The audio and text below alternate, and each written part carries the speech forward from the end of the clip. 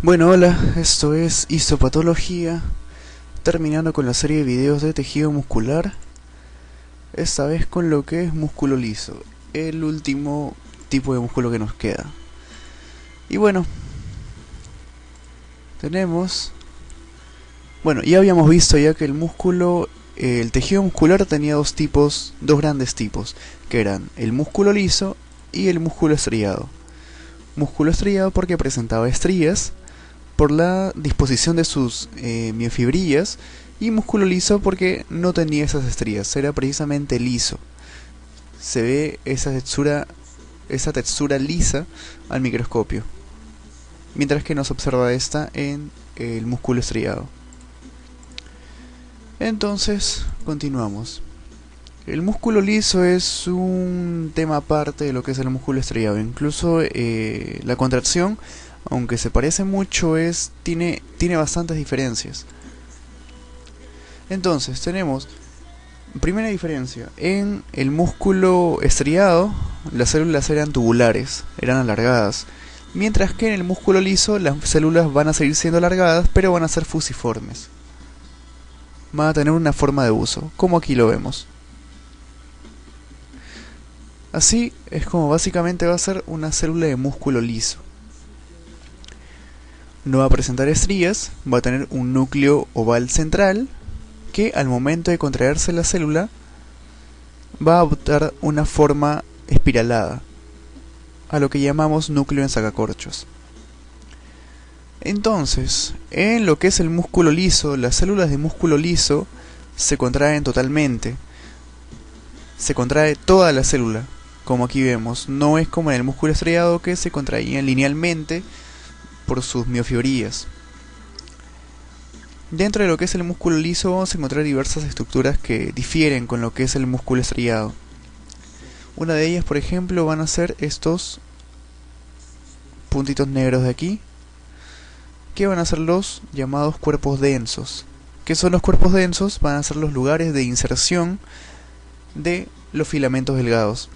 Si se acuerdan, en lo que es el músculo estriado esquelético estaban lo que eran los discos Z, y en lo que es el músculo estriado cardíaco estaban los discos intercalados y también los discos Z, donde se insertaban los filamentos delgados para ejercer una especie de palanca al momento de la contracción. En el caso del músculo liso, este efecto lo van a hacer los cuerpos densos, que van a estar pegados tanto a la superficie de la célula como en el resto del citoplasma. Vamos a tener otras estructuras como los filamentos intermedios, que van a unir estos cuerpos densos entre sí con diversas partes de la célula. Y eso no es muy importante, ya que no suelen preguntarlo mucho, por eso no estoy haciendo tanto énfasis. Las células de músculo liso van a estar rodeadas de cierta cantidad de lo que son fibras reticulares y tejido conectivo, en forma de una lámina externa a cada célula o a cada paquete muscular. Continuamos y tenemos célula muscular lisa. Es una célula contráctil, ya que toda la célula se contrae. Una ventaja de esto es que en el músculo liso, al contrario del músculo estriado, se puede contraer una sola parte de la célula y otra no. Se contrae esto y esto sigue relajado. En el músculo estriado existía lo que se llama la ley del todo o nada. O se contrae toda la célula o no se contrae nada de ella. Tenemos algo que no se encuentra muy a menudo, ni lo explican mucho, ni lo preguntan mucho, por cierto, que es el mecanismo de contracción del músculo liso. Así, a grandes rasgos, tenemos que, al igual que en el músculo estriado, se daba el impulso nervioso en cierta parte del músculo, y esto estimulaba a la contracción muscular. ¿Cómo? Por medio de la liberación de calcio. ¿Calcio de dónde? De las caviolas, que van a ser estructuras especializadas en el músculo liso que van a contener al calcio.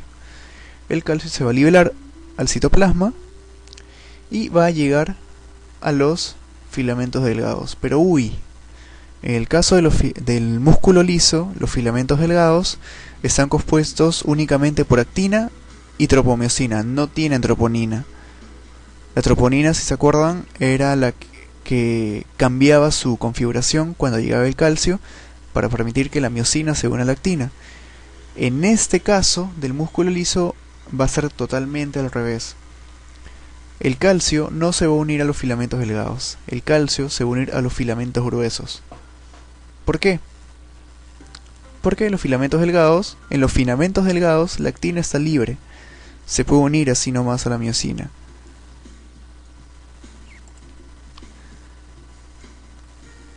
¿Qué es lo que pasa? Los filamentos gruesos son los que están tapados, por así decirlo. La miosina en el músculo liso tiene una configuración, está normalmente enrollada. Lo que va a pasar es que el calcio que sale de las caviolas se va a unir a la calmodulina. Este complejo de calcio y calmodulina va a activar una sustancia, una enzima llamada sinasa de miosina, la cual va a hacer que la miosina se desenrolle y descubra su sitio activo, de tal manera que se una de esta forma a la actina de los filamentos delgados. Es el contrario del músculo estriado. No, el sitio activo que se necesita liberar no está en los filamentos delgados, sino en los filamentos gruesos. Y el calcio se va a encargar precisamente, por medio de su unión con la calmodulina y la activación de la sinasa de miosina, de desenrollarla y descubrir su sitio activo. Como vemos, los filamentos delgados están unidos a los cuerpos densos y estos a su vez están unidos entre sí, cuerpos densos con el resto de la célula, por medio de los filamentos intermedios. El músculo liso requiere mucho menos energía para su contracción, debido a que esta contracción, por todos los pasos que tiene que seguir, es muy lenta. Así que, si se demora más, va a requerir menos energía por unidad de tiempo, va a haber un menor gasto energético. Pero a su vez, la célula va a poder contraerse por mucho más tiempo, o sea, va a mantener una contracción mucho más prolongada, a diferencia del músculo estriado, en general, porque estos consumen mucha energía, su contracción es mucho más enérgica obviamente, pero dura menos tiempo.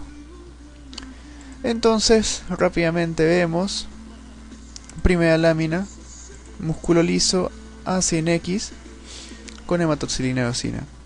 No hay mucho que ver aquí, eso por si acaso es tejido conectivo de tipo lazo. Sí, no, perdón, eso es tejido conectivo de tipo denso, eso es tejido conectivo de tipo lazo. Vemos bandas musculares. Aquí vemos circulitos, o sea que ese es un corte transversal de músculo. Y aquí vemos las fibras alargadas, que corresponde a un corte longitudinal.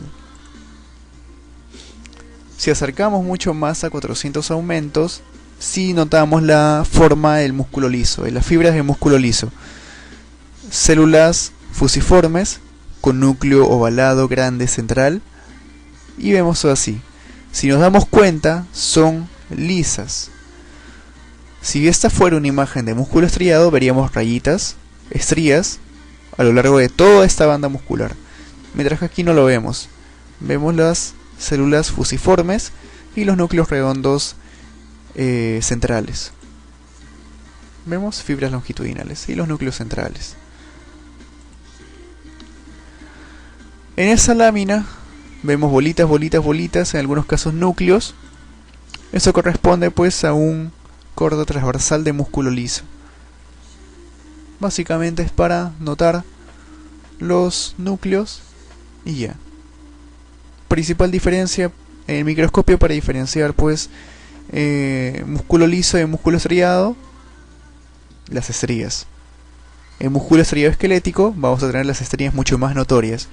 En músculo estriado cardíaco vamos a tener las estrías notorias, vamos a tener los discos Z que se van a notar mucho y vamos a tener ramificaciones, cosa que ninguna de ellas se va a ver en el músculo liso. Simplemente vamos a ver células alargadas, rojizas, con un núcleo grande a su lado y central.